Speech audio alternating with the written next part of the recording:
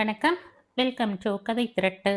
இந்த வீடியோவில் நம்ம என்ன கதை கேட்க போகிறோம்னா, எழுத்தாளர் பிவிஆர் அவர்கள் எழுதிய ஆலமர விழுதுகள் கதையின் 10வது பகுதி. நம்ம சேனலை இது வரைக்கும் சப்ஸ்கிரைப் பண்ணாதவங்க சப்ஸ்கிரைப் பண்ணுங்க. பக்கத்தில் இருக்கிற பெல் ஐகானை கிளிக் பண்ணி ஆளுங்கிற ஆப்ஷனை ப்ரெஸ் பண்ணுங்க. ஸோ தட் நான் போடுற கதைகளை உடனுக்குடனே நீங்கள் கேட்கலாம். வாங்க கதைக்குள்ளே போகலாம். ருக்மிணி ராமுவை சாப்பிட அழைக்க வந்தபோது அவன் ஒரு சிறு தோல் பெட்டியில் 10 ரூபாய் 5 ரூபாய் கட்டுகளை அடுக்கி வைத்து கொண்டிருந்தான். ருக்மிணி வாய் அடைத்து நிற்கவில்லை. தன் கணவனுடைய நடவடிக்கைகளை அவள் ஆரம்பத்தில் இருந்தே அறிவாள்.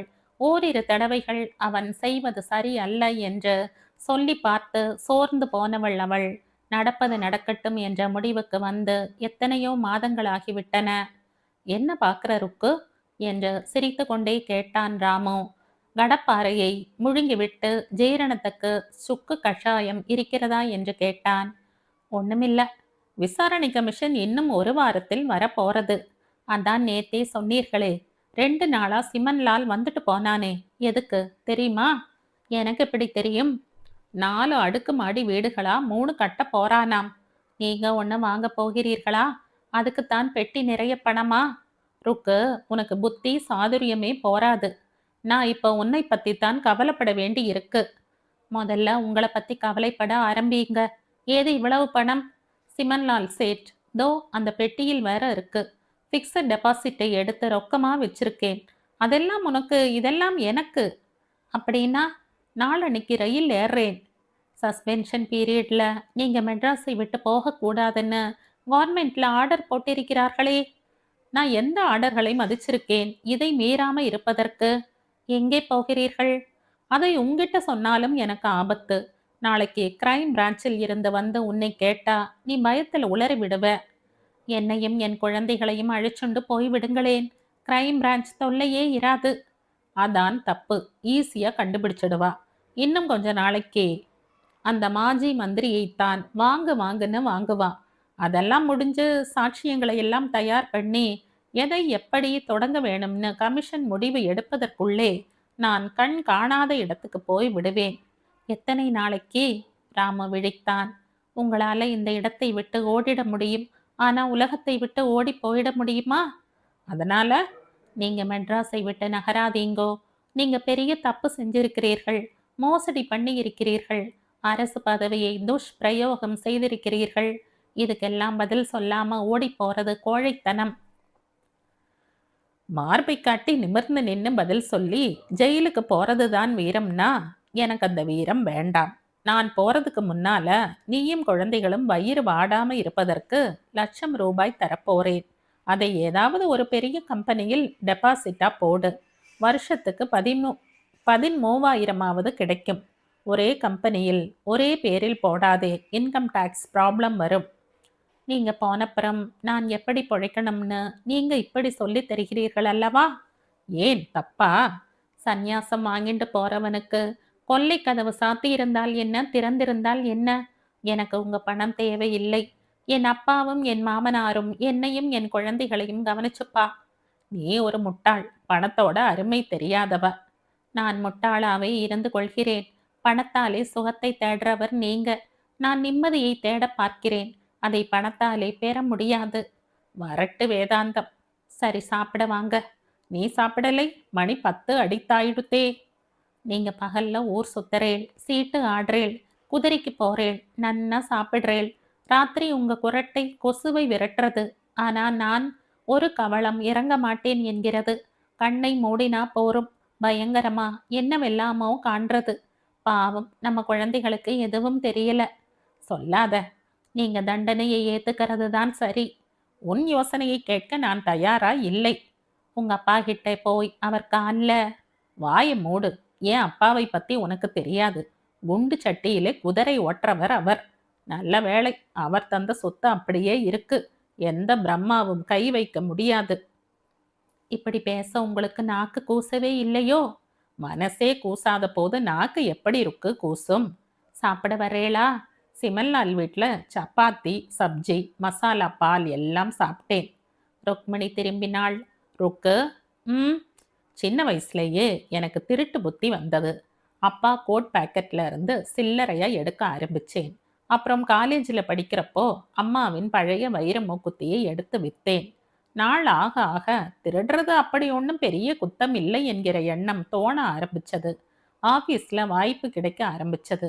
பழைய அசுரன் தலையை தூக்கினான். வீடு, நிலம், டெபாசிட்.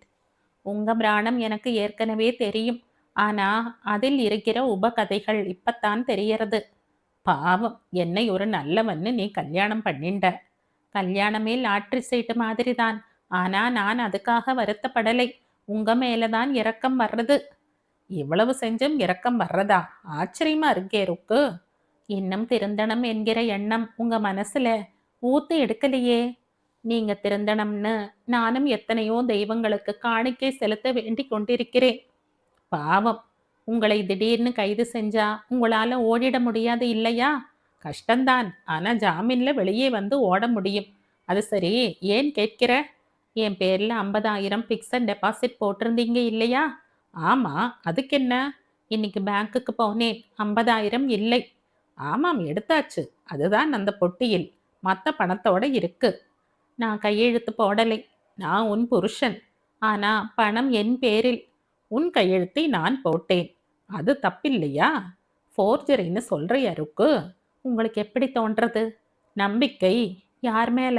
உன் மேலதான். அது பரஸ்பரமா இருக்கணும் இல்லையா? அப்படின்னா நானும் உங்க மேல நம்பிக்கை கொள்ளணும். ஆமாம். கொள்ளலை. அடி பாவி, என்ன செஞ்ச? என் சித்தப்பாவின் மச்சினன் டெப்டி கமிஷனர். தெரியும் சிவகுமார். அவங்கிட்ட போய் சொன்னேன். அடி பாவி, சாப்பிட வாங்க. நான் கூசாமல் சாப்பிட கூப்பிடுற? போலீஸ்ல? சீக்கிரம் சாப்பிட்டு விடுங்க. சிவகுமார் அசிஸ்டன்ட் கமிஷனரை அனுப்பியிருக்கார். ஜீப் கொஞ்சம் தள்ளி நின்னுருக்கு. Forgery case. ராமு நிலை கலங்கி போனான். அவனால் தன் காதுகளையே நம்ப முடியவில்லை. ஏடி இப்படி பண்ண? நீங்க தலைமறைவா போகிறீர்கள்னு எனக்கு ஏற்கனவே தெரியும். அதுக்காக? நீங்க தலைமறைவா போகக்கூடாது. அதுக்கு நான் விட மாட்டேன். நீ என் பொண்டாட்டியா? அதனால் தான் இப்படி ஒரு ரண சிகிச்சை செய்யறேன். எனக்கு வேற வழி தெரியலை. கொஞ்சம் மோர் சாதமாவது சாப்பிடுங்க. உங்களுக்கு ஜாமீனே கிடைக்காதபடி செய்ய போறேன். உன் கழுத்தை நெரிச்சு கொல்லணுமா? நான் ரெடி. அப்படியே நம்ம குழந்தைகளின் கழுத்துகளையும். அவர்கள் வர்றதுக்குள்ள இந்த 2 பொட்டிகளையும் எடுத்து ஒளிச்சு வை. இதையாவது செஞ்சு தொலை. எல்லாம் அப்படியே இருக்கட்டும். ஊசி போன சாப்பாட்டை தொட மனுஷன் கூசறான். ஆனா ஊசி போன பணத்துக்கு அவன் எப்படி ஆளா பறக்கிறான்? ராமு ஏதோ சொல்ல ஆரம்பித்தான். ஆனால் வாசல் கதவை யாரோ தட்டும் ஓசையில் வாயை மூடினான். போலீஸ் 10:30க்கு வர சொல்லி இருந்தேன். ருக்மணி நிறுத்தி நிதானமாக சொல்லிவிட்டு அவனுடைய முகத்தையும் பாராமல் வாசலை நோக்கி நடந்தாள். அடையாறு ஆலமரத்தில் நூற்றுக்கணக்கான கிளைகளில் ஒரு கிளையை பிடித்த வண்ணம் எவ்வளவு நேரம் நின்றாரோ அனந்தராமனுக்கே தெரியாது. அதிகாலையில் எழுந்து ராஜம்மா கொடுத்த காஃபியை ருசித்து ருசித்து குடித்துவிட்டு புறப்பட்டவர்தாம். கார் தானாக இயங்குவது போலப்பட்டது. அடையாறு கேட் சாத்தப்பட்டிருந்தது. 5 மணிக்கு யார் திறந்து வைப்பார்கள்? ஒலி எழுப்பினார். என்ஜின் ஓடிக்கொண்டே இருந்தது. அவருக்கு தெரிந்த, அவர் தாமாக மனமுவந்து அளிக்கும் தீபாவளி, பொங்கல் இனாம்களை பெற்றுக்கொள்ளும் 3, 4 காவலாளிகளில் ஒருவன் வந்தான்.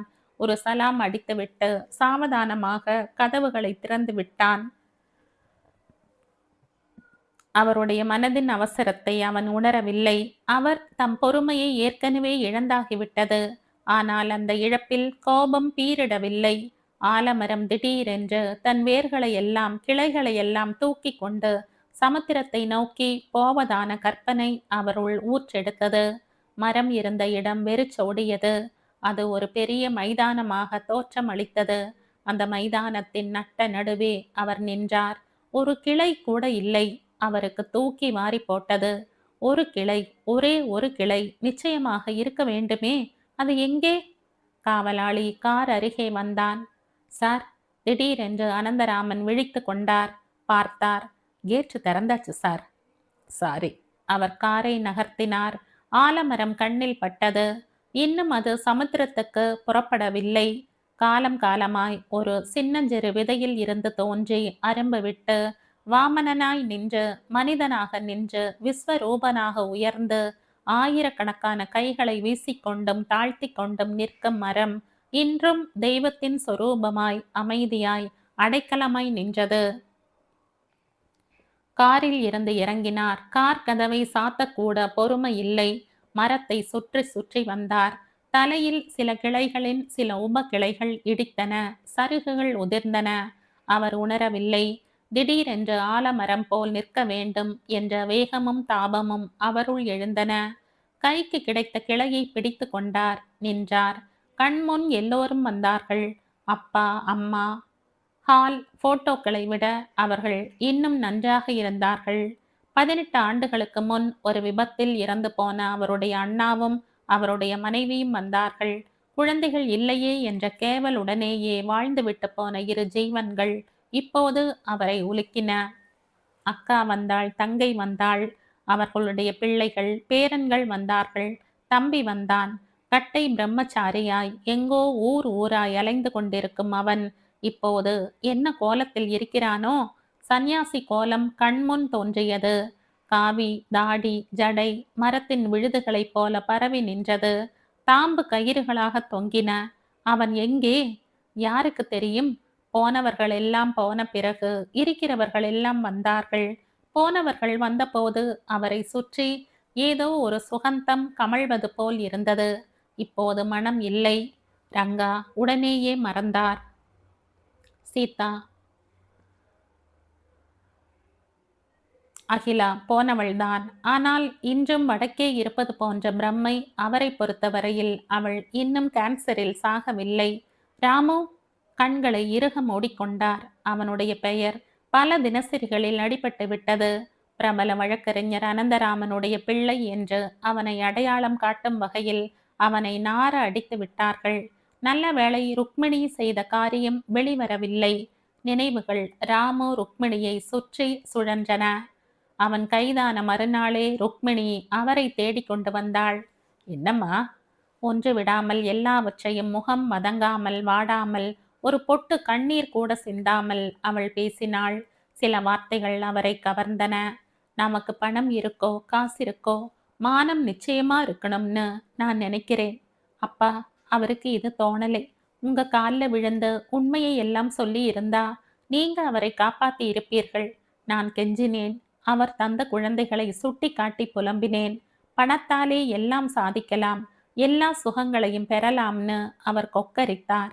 அவர் ஓடினா நாய் துரத்துற மாதிரி போலீஸ் அவரை துரத்தும். பிடிபட்டதும் அவரை சித்திரவதை செய்வார்கள். எனக்கு ஒரு வாய்ப்பு கிடைச்சது அப்பா. அதை பயன்படுத்தி கொண்டேன். எப்பவோ ஒரு கதை படிச்சிருந்தேன்.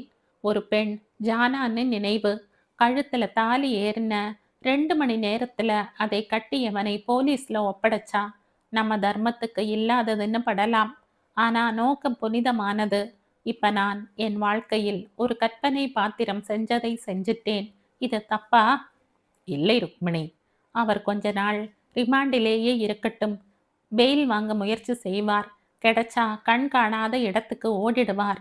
ஆமாம், கண் காணாத இடத்துல அவர் அலைஞ்சு தவிக்கிறதை விட இங்க நம்ம ஊர் ஜெயிலில் தவிக்காம இருக்கிறது நல்லதுன்னு படுறது. நீ இப்படி ஒரு முடிவு எடுத்தப்புறம் நான் என்ன செய்ய முடியும்? இது நான் புகுந்த வீடு, அடைக்கலமா வந்த வீடு. என் அம்மா அப்பா இருக்கிறார்கள். ஆனா எனக்கு அது இடமில்ல. அம்மா வாய் நிறைய வயிறை நிறைய சோறு போடுவா. ஆனா அது எனக்கு அமேத்தியமா படுறது.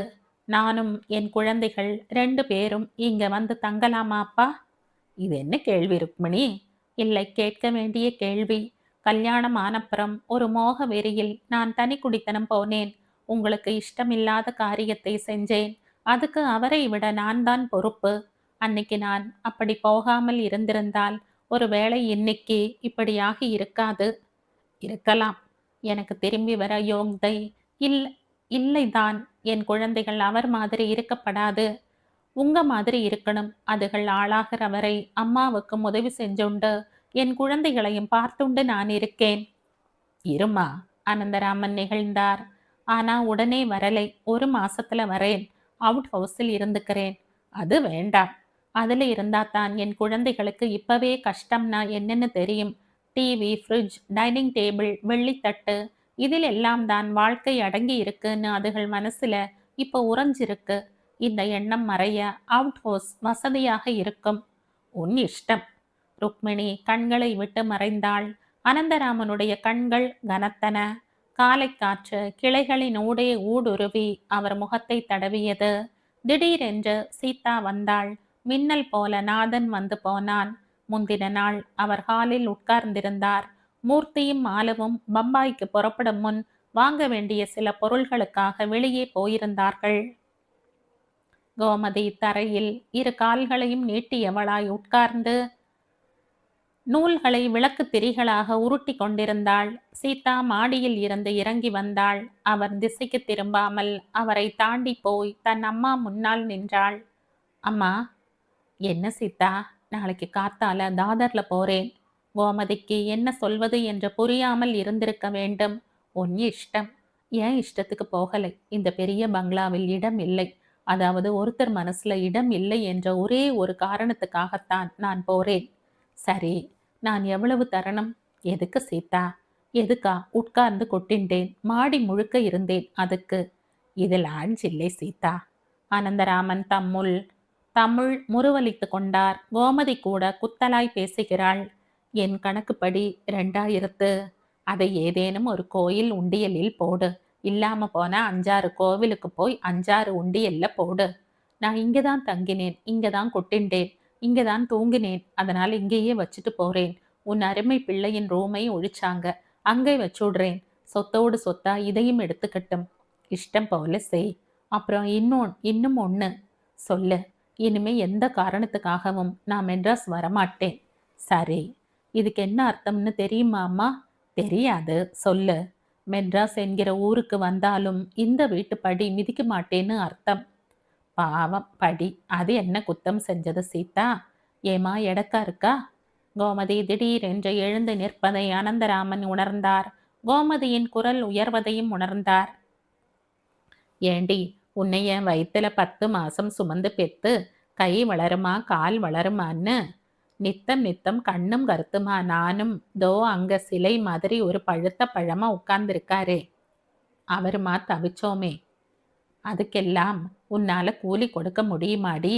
உன் தலை பிரசவத்துக்கு அந்த காலத்திலேயே 2000 ஆச்சு. உன் ஒரு குறை பிரசவத்துக்காக நான் பிளேனில் வந்து 2 மாசம் உன் வீட்டு சமையல்காரியா இருந்தனே. அதுக்கு எத்தனை எடி பணம்? இப்ப கொஞ்ச நாளைக்கு முன்னாடி உன் புருஷன் விரல்ல வைர மோதிரம் இருக்கான்னு என் பிள்ளையை பார்த்து கேட்டையே. அந்த பிள்ளை உடுத்த துணையோட கல்கத்தாவுக்கும் பம்பாய்க்குமா ஆலா பறந்தானே. அதுக்கெல்லாம் என்ன மதிப்பு போட்டிருக்க? நீ உன் கணக்கை சரியா போடலை. எல்லா கணக்கையும் சரியா போட்டுட்டு அதுக்கு உண்டானதையெல்லாம் எடுத்து என் காலடியில போடு. அப்புறம் அதை வச்சுண்டு ஒரு அனாதை ஆசிரமம் கட்டுறேன். அதுக்கு உன் பெயரையே வைக்கிறேன். போடி போ. கணக்கு போடுறா கணக்கு. பெத்த அப்பனை லட்சியம் செய்யாம பெத்த தாயாரிடம் சேர்த்து கணக்கு பேசுற உன்னை பெத்ததுக்கு நான் என்ன பாவம் எல்லாம் பண்ணனோ? அனந்தராமனுடைய உடல் சிலிர்த்தது. இந்த 50 ஆண்டு தாம்பத்தியத்தில் கோமதி இப்படி பேசி அவர் கேட்டதில்லை. மென்மையான உடலில் ஓடும் தன்மையான ரத்தம் எப்படி இப்படி கொதிக்க ஆரம்பித்து விட்டது? தன் பெண் தன் தகப்பனை மதிக்கவில்லை என்ற எரிச்சலா? அவளை தனக்கு அளித்த அவளை கேவலப்படுத்துகிறாள் என்ற ஆத்திரமா? எது எப்படியானால் என்ன? கோமதி ஜெயித்து விட்டாள். சீதா மௌனமாய் மாடி ஏறி போனாள். அனந்தராமன் அசையவில்லை. சீதா பாவம் செய்யாதவள், பாவம் செய்யப்பட்டவள். அவளுடைய கோபமும் ஆத்திரமும் எந்த தனிப்பட்ட நபர் மீதும் இல்லை. உலகத்தின் பேரிலேயே அவள் வெறுப்பு அடைந்திருக்கிறாள். இதற்கு காரணம் நிச்சயமாக அவளுடைய கணவன் நாத்துதான். அவன் பல கட்டில்களில் உறவாடி இருக்கிறான் என்ற தகவலை பேச்சோடு பேச்சாக சீதாவே தன் அம்மாவிடம் அவர் காது கேட்க கூறியிருக்கிறாள். தனக்கு தன் கணவன் இழைத்த தீங்கு சீதாவை பல ஆண்டுகளாக பாதித்திருக்கிறது. நாத் உயிரோடு இருக்கும் வரை அவரை அவள் தன் குழந்தைகளின் நலனுக்காக பொறுத்து கொண்டிருக்கிறாள். நாத் அவளை உதறி விடுவாரோ என்ற அச்சம். அனந்தராமன் அவளுக்காக ஒரு சொட்டு கண்ணீர் உகுத்தார். கிளையில் இருந்து அவர் பிடி தளரவில்லை. திடீரென்று அப்பா என்ற குரல் வெகு அருகில் இருந்து கேட்டது. அனந்தராமன் திரும்பி பார்த்தார். மூர்த்தி, வாங்கப்பா, மணி 8. என்ன 8ஆ? 3 மணி நேரமா? நான் அதோ அந்த திண்டு மேல உட்கார்ந்திருக்கேன். என்ன சொன்ன? நீ உட்கார்ந்திருக்கையா? ஆமாம். எப்படி வந்த? ஏன் கார்ல? நீங்க புறப்பட்டதும் நானும் பின்னாலேயே வந்துட்டேன். கே கேட்ல ரொம்ப நேரம் உங்களை காக்க வச்சுட்டான். சரி, நீ போ. எப்படி? உன் கார்ல. காரை டிரைவர் எடுத்துட்டு போவான். உங்க கார்ல நீங்களும் நானும் போவோம். சீதாவும் இருக்கா. சீதாவா? ஆமாம். அவ எங்க இங்க வந்தா? என் கூட. அவ ரயில் 9:45. என்னுடைய ரயிலும் 9:45. மணி 8 அடிக்க 5 நிமிஷம். நீ ஒரு முட்டாள். அதான்ப்பா 3 மணி நேரமா காத்துண்டிருக்கேன். அவர் மெதுவாக நடந்தார். கால் இடறியது.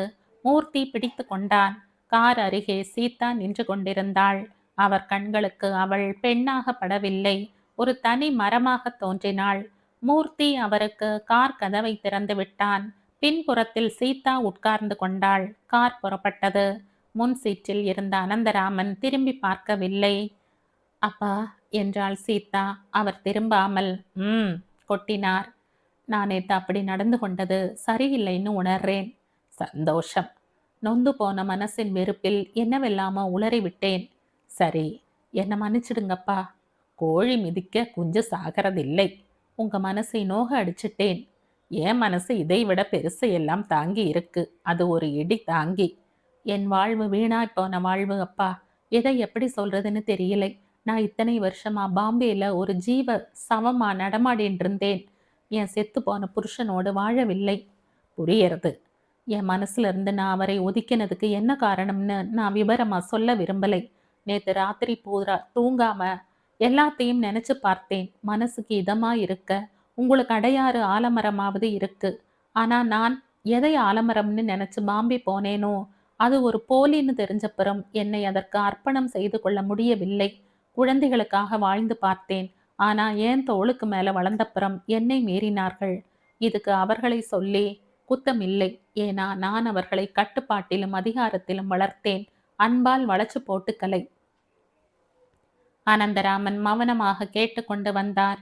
என்ன பதில் சொல்ல? நான் குத்தி குத்தி பேசினேன். மரியாதை இல்லாம நடந்துண்டேன். என் 2 குழந்தைகளும் நன்னா இருக்க உங்க ஆசீர்வாதம் வேணும் அப்பா. என்னென்னைக்கும் மனோஜும் சாருவும் அமோகமா இருப்பா. தேங்க்ஸ் அப்பா. நான் பாம்பேல இருந்து இங்க வந்து இருந்தது தப்புன்னு இப்ப நன்னா படுறது. கோமதியும் மாலுவும் வாயிற்படியில் நின்று கொண்டிருந்தார்கள். அனந்தராமன் காரில் இருந்து இறங்கி படி ஏறி வந்தார். ஹால் கடிகாரம் ஒரு தடவை அடித்தது. 8:30. கோமதி. என்ன டிஃபன்? இட்லி. 3 பேருக்கும் நிறைய கொடு. அது தவிர மிளகாய் பொடி தடவி டிஃபன் கேரியர்ல வை. சாயங்காலம் சாப்பிட்டுக்கலாம். எல்லாம் ரெடி. சீதாவுக்கு மோர் மிளகாய் பிடிக்கும். தயிர் சாதத்துக்கு அதுதான் தொட்டுக்க. வேற என்ன பண்ணியிருக்க? தாதர்ல போறவர்கள் கையில என்னென்ன கொண்டு போவார்களோ அதெல்லாம். சாம்பார், கறி, கருவடாம், பழம் 2 டஜன் மலைப்பழம் இருக்கு. டேய் மூர்த்தி. அப்பா. ஸ்டேஷன் இறங்கி சீதாவை விசாரி. சரிப்பா. ஆனா ஓடுற ரயில்ல ஏறிடாதே. சரி. மாலுவை சேர்க்க வேண்டிய இடத்தில் சேர்த்ததும் திரும்பி வந்துடு. சரி. பிளேன்ல வா. சரி. மாலு. என்ன தாத்தா? சமர்த்தா இருக்கணும். சரி தாத்தா. வாரம் ஒரு லெட்டர் போடு. உன் பாட்டிக்கு போட்டால் போதும். சரி. அனந்தராமன் தம் அறைக்கு மெதுவாக நடந்தார். அப்பா. சீதா கூப்பிட்டாள். அவர் நின்றார். திரும்பி பார்த்தார். எனக்கு ஒன்றும் சொல்லலையே அப்பா. ஜாக்கிரதையா போய் வா. ஒரு முறை கூட சீதான்னு பெயர் சொல்லி நீங்க அழைக்கலை. வேணும்னா இல்ல. மனசு பூரா அடைஞ்சுட்டு இருக்கிறப்போ பேர் நாக்குக்கு வர்றதில்லை போல இருக்கு. அம்மா அப்பா உங்க 2 பேரையும் நமஸ்காரம் பண்றேன். அவர்கள் நின்றார்கள். நானும், என்றாள் மாலு. கதவோரமாக நின்று மூர்த்தி பார்த்து கொண்டிருந்தான். சீதாவும் மாலுவும் நமஸ்கரித்த பிறகு அனந்தராமன் சிரித்து கொண்டே, நீ பண்ண மாட்டியே என்றார். மனசு பூரா அடைஞ்சுண்டிருக்கிறப்போ அந்த கணத்துல உடம்பு வளையறது இல்லையோன்னு படுறது என்றான் மூர்த்தி. ராஸ்கல் என்றான் அனந்தராமன். இதுதான் உங்க ஆசீர்வாதம். தேங்க்ஸ் என்றான் பிள்ளை. அனந்தராமன் தம் அறைக்கு செல்ல கோமதி வாயிற்படியில் நின்றாள். அடையாறில் இருந்து ஏற்கனவே வந்துவிட்ட டிரைவர் என்ஜினை ஸ்டார்ட் செய்தான். ஜட்ஜ் சதானந்தத்துக்கு உள்ளூர திருப்தி. ஜானா மூர்த்தியை விரும்பத் தொடங்குவதற்கு முன்பேயே, அவளுக்கு 10 அல்லது 12 வயது நடக்கையிலேயே அவளை மூர்த்திக்கு கல்யாணம் செய்து கொடுக்க வேண்டும் என்ற எண்ணம் கொண்டிருந்தார். அப்போது அவரும் அனந்தராமனைப் போல ஒரு அட்வொகேட். பல வழக்குகளில் ஒன்றாக இணைந்து கட்சிக்காரர்களுக்காக போராடி இருக்கிறார்கள். பல வழக்குகளில் எதிரே நின்று வாதம் புரிந்திருக்கிறார்கள். என்றுமே அனந்தராமனிடம் அவருக்கு அன்பு, மரியாதை, அபிமானம் எல்லாம் உண்டு. ஏன், அனந்தராமனுடைய லட்சியங்கள், கொள்கைகள் எல்லாம் ஒருவித பயத்தை கூட ஏற்படுத்தி இருக்கின்றன. இப்போது அவர் தம் பெண் நல்ல பிள்ளையை அடைந்து நல்லதோர் குடும்பத்துக்கு போகிறாள் என்ற பூரிப்பில் தம்மை மறந்திருந்தார். திடீரென்று சுசீலாவின் குரல் கேட்டது. மாஜி கவர்னருடைய பிள்ளைக்குத்தான் நம்ம ஜானாவை கொடுக்கணும்னு நான் நினைச்சுட்டு இருக்கிறது உங்களுக்கு தெரிஞ்சும் நல்ல நாள் பார்த்து வெத்திலை பாக்கு மாத்திக்கலாம்னு அனந்தராமனிடம் சொன்னீர்களே, இதுக்கு என்ன அர்த்தம்? சாய்வு நாற்காலியில் சாய்ந்திருந்தவர் எழுந்து உட்கார்ந்தார். இது நடந்து 4-5 நாள் ஆச்சுதான். அந்த மூர்த்தி தன் அண்ணா பெண்ணை கூட்டிண்டு பாம்பே போயிருக்கான். அவன் இங்க வரல. ஜானாவும் வீட்டில் இல்லை. சம்பந்தம் இல்லாம நீ பேசுற மாதிரி பண்றது சுசீலா. நான் வேடிக்கையில் இருக்கேன். சரி இரு. ஜானா முன்ன மாதிரி என்கிட்ட சரளமா பேசுறது இல்லை. தாலி ஏறணும்னு காத்துருப்பா. அவ கல்யாண விஷயமா பேச எனக்கு உரிமை இல்லையா?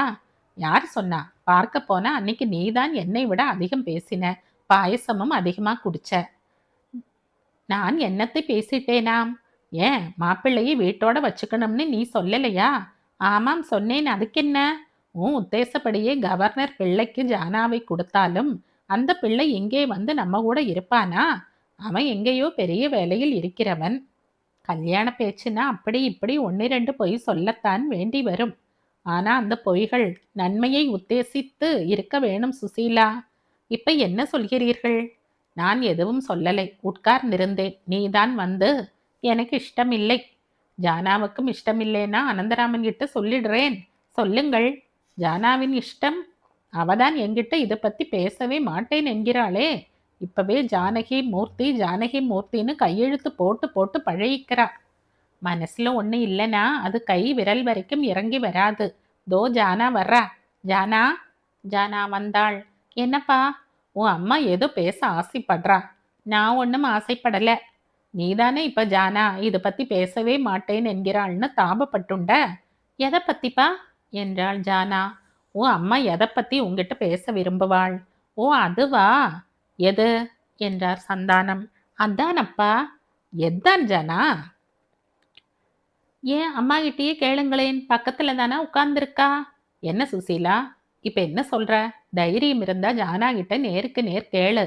என்னப்பா விஷயம்? அம்மா அப்பா எதை பத்தி இப்படி சுத்தி வளைக்கிறார்? உன் கல்யாணம் என்றாள் சுசீலா. ஏன், அதுக்கு என்ன?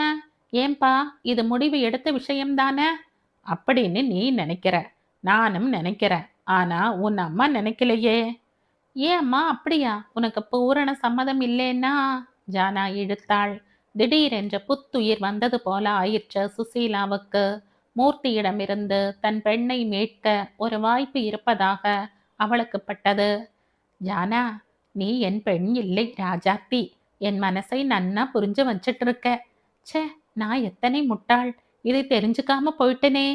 சுசீலா ஆற அமர மூச்சு விட்டாள். சதானந்தம் ஒரு கணம் ஆடிப்போனார். தம் பெண் ஜானாவா இப்படி? ஜானா சிரித்தாள். உனக்கு பூரண சம்மதம் இல்லைன்னா அது எங்க குத்தம் இல்ல அம்மா. நீ சம்மதமே தராவிட்டாலும் நான் என் முடிவை மாற்றிக் கொள்ளப் போவதில்லை. எனக்கும் மூர்த்திக்கும் குறுக்கே வரக்கூடியவர்கள் 2 பேர்தான். ஆனா அவர்கள் குறுக்கே வர மாட்டார்கள். யாருமா அந்த 2 பேர்கள்? நான் தெரிஞ்சுக்கலாமா? தாராளமா. ஒன்று மிஸ்டர் மூர்த்தி, மற்றொன்று மிஸ் ஜானகி. உனக்கு ரொம்பவும் இடம் கொடுத்து வளர்த்திட்டேன், இப்ப அனுபவிக்கிறேன் என்றாள் சுசீலா. நான் வரம்பா என்றபடி ஜானா எழுந்தாள். அதே சமயம் வாசலில் கார் வந்து நின்றது. அனந்தராமனும் கோமதியும் இறங்கி முன்னேறி வந்தார்கள். ஜானா நகர நினைத்தவள் பரவசத்துடன், அப்பா, அவரும் அவர் மனைவியும் வருகிறார்கள் என்றாள். சதானந்தம் எழுந்தார். வாருங்கள் என்றாள் சுசீலா. அனந்தராமன் மிக அபூர்வமாக வருகிறவர். அதுவும் மனைவியுடன் வருவது என்பது துர்லபம். உட்காருங்கள். என்ன சாப்பிடுகிறீர்கள் என்று கேட்டார் சதானந்தம். உனக்கு தெரியுமே, சூடா ஸ்ட்ராங்கா 1/2 டம்ளர் காஃபி என்றார் அனந்தராமன். தோ. ஜானா ஓட எத்தனித்தாள். எனக்கு ஒண்ணும் இல்லையா ஜானா என்று சொல்லி சிரித்தாள் கோமதி. சாரி மாமி. ஜில்லுன்னு 1 டம்ளர் மோர். தோ. உன் பெண் நன்னாவே ஓடுறாள் என்று சிரித்த அனந்தராமன். இன்னைக்கு வெள்ளிக்கிழமை, சாயங்காலம் ரொம்ப நல்ல வேளைன்னு சாஸ்திரிகள் சொல்றதா இவ சொன்னா. சிம்பிளா ஒரு லக்ன பத்திரிக்கை. அதுக்கு முன்னாடி ஜானா கிட்ட ஒரு பொருளை கொடுக்கணும்னு இவ ஆசைப்பட்டா. கோமதி, பையில இருந்து எடு. நெக்லஸும் வளையல்களும் கண்ணை பறித்தன. சுசீலா ஆடிப்போனாள். முழுக்க முழுக்க வைரம். குறைந்தது 150 வைரங்களாவது இருக்கும். பதக்கம் சின்னஞ்சிறு முக்கோண வடிவத்தில் பச்சையும் வைரமுமாக காட்சியளித்தது. ஜானா காஃபி மோருடன் வந்தாள். சதானந்தம், இது சாதாரண நெக்லஸ்ன்னு நினைக்காத. எல்லாம் ப்ளூ ஜாகர். 30 வருஷம் முன்னால ஒரு பாம்பே சேட் ஃபீஸுக்கு பதிலாக கொடுத்தான். நெக்லஸா பண்ணி இவ கழுத்துல போட்டேன். கோமதி தொடர்ந்தாள். அது பழைய மாடல். எல்லாத்தையும் அழிச்சு கொஞ்சம் பச்சையும் வாங்கி புது மோஸ்தரில் நெக்லஸும் வளையலும் பண்ணோம். நேத்து சாயங்காலம்தான் வந்தது. ஜானாவின் வளையல் சைஸுக்கு சரியா இருக்குமோ என்னவோ என்றாள் சுசீலா. ஜானா, இதுக்கு நீயே பதில் சொல்லேன் என்றாள் கோமதி. நான் ஒரு வளையலை கழட்டி கொடுத்து நெக்லஸ் மாடலையும் செலக்ட் பண்ணேன். இவ சொல்லவே இல்லை என்றாள் சுசீலா. கடைசி வரைக்கும் யாருக்கும் தெரியாது. சொல்லப்போனா மூர்த்திக்கு எதுவுமே தெரியாது. ஜானா, இதை இவள் உன் அம்மாவிடம் கொடுப்பாள். உன் அம்மா அப்பாவுக்கு நமஸ்காரம் பண்ணி வாங்கிக்கொள் என்றார் அனந்தராமன். சதானந்தம் புல்லரித்து போனார். அந்த நெக்லஸ் தன் கழுத்தில் இருந்தால் லேடிஸ் கிளப்பில் யார் யார் எப்படி எப்படி என்ற ஒரு கணம் சிந்தித்து பார்த்தாள் சுசீலா. மறுகணமே ஜானா அவளுடைய பெண்தானே என்ற விவேகம் தோன்றியது. ஜானா முதலில் அனந்தராமனுக்கும் கோமதிக்கும் நமஸ்காரம் செய்தாள். கோமதி தாராளமான கைகளுடன் நகை பெட்டியை நீட்ட, சிலிர்க்கும் கரங்களுடன் அதை சுசீலா பெற்றுக்கொண்டு ஜானாவிடம் அளித்தாள். சாயங்காலம் கரெக்டா 4:30 என்றார் அனந்தராமன். காஃபியை குடித்துவிட்டு காலியான டம்ளரை கையில் உருட்டி கொண்டே, நாங்க என்ன கொண்டு வரணும்? எனக்கு ஒன்றும் தெரியாது. சர்க்கரை, கல்கண்டு, வெத்திலை, பாக்கு, பூ, பழம் போராது? சாஸ்திரத்துக்கு தானே போரும். சதானந்தம், சொல்லுங்கள். லக்ன பத்திரிகைக்கு நான் என் பழைய ஜூனியர் கிருஷ்ணனை மட்டும்தான் அழைக்கப் போறேன். வேற சொந்தக்காரர்கள் கிடையாது. ஆனா நீ உன் உறவுக்காரர் யாரை வேண்டுமானாலும் அழைச்சுண்டு வரலாம். ரங்கா குடும்பம், ராமு, ருக்மிணி இவர்களெல்லாம். எனக்கு இப்ப இருப்பது ஒரு பிள்ளை. அவன் பெயர் மூர்த்தி என்றார் அனந்தராமன். ஏன்னு தெரிஞ்சுக்கலாமா? தம்பியின் லக்ன பத்திரிகைக்கு 2 அண்ணன்மார்களும் வரலேனா நாளைக்கு பேச்சுக்கு இடம் ஆயிடும் என்றாள் சுசீலா. சொல்லிடுறேன். நான் செஞ்சது நியாயம் இல்லைன்னு உங்க 2 பேருக்கும் பட்டா லக்ன பத்திரிகை வேண்டாம். ஆனா நாங்க ஜானாவுக்கு கொடுத்த பரிசு அப்படியே அவகிட்ட எங்க ஞாபகார்த்தமா இருக்கட்டும். அனந்தராமன் சற்றே மௌனமானார். திடீரென ஒரு களைப்பு அவரிடம் தோன்றிவிட்டது என்று கோமதி நினைத்தாள். அவள் பேசினாள்.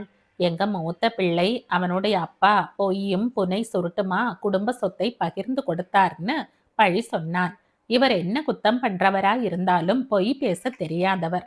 அதனால் அந்த பிள்ளையை உதறிவிட்டார். ராமு இருக்கானே, எங்க 2ஆம் பிள்ளை, அவன் இப்ப லாக்கப்பில் இருக்கான். ஆபீஸை மோசடி செஞ்சு பெண்டாட்டி கையெழுத்தை போட்டு பேங்கில் இருந்து பணம் எடுத்தான். கட்டின பெண்டாட்டியே அவனுடைய நன்மையை உத்தேசித்து கைதாக ஏற்பாடு செய்தாள். சுசீலா வாய் அடைத்து போனாள். எங்க குடும்பம் கொஞ்சம் அமுக்கா இருந்து இப்ப சுத்தப்படுத்தி விட்டேன். எங்க குடும்பம் கொஞ்சம் அழுக்கா இருந்தது, இப்ப சுத்தப்படுத்தி விட்டேன். அப்படியும் உங்களுக்கு திருப்தி இல்லைனா இந்த சம்பந்தம் வேண்டாம். கோமதி இந்த மாதிரி அழுத்தமாக பேசி அனந்தராமன் கூட கேட்டதில்லை. அவர் வியந்தார். யோசிச்சு முடிவை டெலிஃபோன் மூலமா சொல்லு, நாங்க வர்றோம். எதுக்கு டெலிஃபோன்? இப்பவே சொல்லிடுறோம் என்றாள் சுசீலா. ஒரு கணம் ஜானாவும் சதானந்தமும் திடுக்கிட்டார்கள். அம்மா என்ன உளரப் போகிறாளோ என்று திகிலுடன் அவள் காத்திருந்தாள். சுசீலா சரசரவென்று உள்ளே சென்றாள். சில நிமிடங்களில் ஒரு வெள்ளி தட்டுடன் திரும்பினாள். தட்டில் வெற்றிலை பாக்கு, மஞ்சள், குங்குமம், தேங்காய். கோமதியிடம் நீட்டினாள். விழுந்து நமஸ்கரித்தாள். நன்னா இரு சுசீலா என்றாள் கோமதி. பிறகு, என்னவோ இப்பவே சொல்றேன்னு சொன்னியே என்றாள். அனந்தராமன் புது தெம்புடன் சிரித்தார். இதுதான் உனக்கும் சுசீலாவுக்கும் உள்ள வித்தியாசம். நீ வார்த்தையாலே பதில் சொல்கிறாய், அவள் செய்கையாலே சொல்கிறாள். வா, வரேன் ஜானா. நீயும் 4:30 மணிக்கு வந்துடு. அதில் ஒன்றும் தப்பு இல்ல. இனிமே நீதானே எங்க வீட்டு பெண். வரேன் சதானந்தம், வரேன் சுசீலா. கார் புறப்பட்டு சென்று விட்டது. சில நிமிடங்களுக்கு ஹால் அமைதியில் உறைந்தது. என்னால எதையுமே நம்ப முடியல. ஒரு கந்தர்வ லோகமே வந்து இறங்கி போன மாதிரி இருக்கு என்றாள் சுசீலா. பிறகு நெக்லஸ் வளையல்களிலே அவ்வளவும் ப்ளூ ஜாக்கர். இப்ப ப்ளூ ஜாக்கர் கிடைக்கிறதே இல்லை. கிடைச்சாலும் கேரட் 20, 25ன்னு வேலை. எத்தனை கேரட் இருக்கும்? 20, 25ன்னு விலை. எத்தனை கேரட் இருக்கும் என்றாள். 12.5 என்றாள் ஜானா. அப்பா, 12.5யா? எல்லாம் சேர்ந்து கிட்டத்தட்ட 3 லட்சம் இருக்கும் ஜானா. முதல் காரியமா பேங்க் லாக்கர்ல கொண்டு போய் வைக்கணும். என்ன சொல்றேள்? நம்ம ஜானாவுக்கு அதிர்ஷ்டம்தான் இல்லையா? நீ இந்த நெக்லஸ் வந்ததுக்கு அப்புறம் எடை போடுற. நானும் அவளும் முன்னாடியே அவ அதிர்ஷ்டத்தை எடை போட்டுட்டோம். இப்ப முதல்ல கார் கம்பெனிக்கு போன் செய்யணும் என்றார் சதானந்தம். எதுக்கு? புது அம்பாசிடருக்கு ஆர்டர் கொடுத்திருக்கேன். சொல்லவே இல்லையே. எதுக்கு புது அம்பாசிடர்? இப்பத்தான் நம்ம ஃபியட்டை புதுசா. அவள் முடிக்கவில்லை. ஜானா சிரித்தாள். சதானந்தமும் சிரித்தார். அம்பாசிடரை இன்னைக்கு டெலிவரி கொடுக்க முடியுமான்னு கேட்கணும். அவசரம் இல்லை அப்பா. மூர்த்தி திரும்பி வர இன்னும் 1 வாரமாவது ஆகும் என்றாள் ஜானா. சுசீலாவுக்கு புரிந்தது. 3 லட்சம் வர 3 லட்சம் வரவில் 3/4 லட்சம் குறைந்து விட்டது என்று மனம் கணக்கு போட்டாலும் முகம் வாடவில்லை. இந்த கதையின் தொடர்ச்சியை அடுத்த பதிவில் கேட்கலாம். நன்றி.